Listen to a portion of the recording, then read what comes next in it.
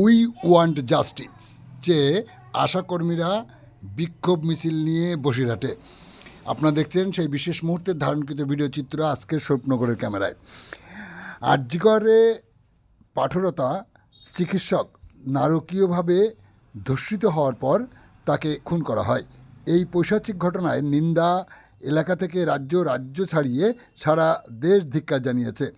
শুধু ধিক্কার নয়, পাঠরত চিকিৎসকের ধর্ষকদের তদন্তের মধ্য দিয়ে চিহ্নিত করে দৃষ্টান্তমূলক শাস্তির দাবি তুলেছে সারা রাজ্যের সর্বসাধারণ মানুষ। দ্রুততার সাথে তার ধর্ষকদের শাস্তির বিধান নিশ্চিত করার সাথে সাথে সারা রাজ্যে নারী সমাজকে সুরক্ষিত রাখার আবেদন নিয়ে আজ দুপুরে বসিরহাটের চিকিৎসার সাথে জড়িত আশাকর্মীরা রাজপথে নামে উই ওয়ান্ট জাস্টিস স্লোগান তুলে। কি বললেন আশাকর্মী ডালিয়া দত্ত, শোনাবো আপনাদের।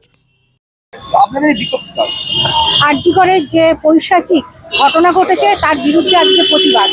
তার কারণ, একটা হসপিটালে যদি একজন ডক্টর সুরক্ষিত না হয়, আমরা দিন রাত 24 ঘন্টা রাস্তায় এবং গ্রামে মায়েদের পরিষেবা দিয়ে চলেছি।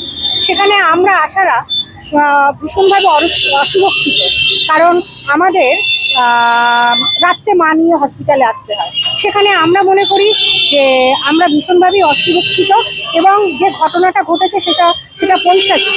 আজ আমরা মানবিকতার দিক দিয়ে, মানসিকতার দিক দিয়ে একজন মানুষ হয়ে, একজন মেয়ে হয়ে, একটা মেয়ের প্রতি যে দুর্বিষহ অত্যাচার ঘটেছে তার প্রতিবাদ স্বরূপ আজ আমরা এই প্রতিবাদ মিছিলে সামিল হয়েছে। সমস্ত বসিরহাট হেলথ ডিস্ট্রিক্টের সমস্ত ব্লকের সমস্ত আশাকর্মী আজকে এখানে সামিল হয়েছি এই প্রতিবাদ মিছিলে। না, আমরা কর্ম করেই কাজ করছি, এই প্রতিবাদ করছি।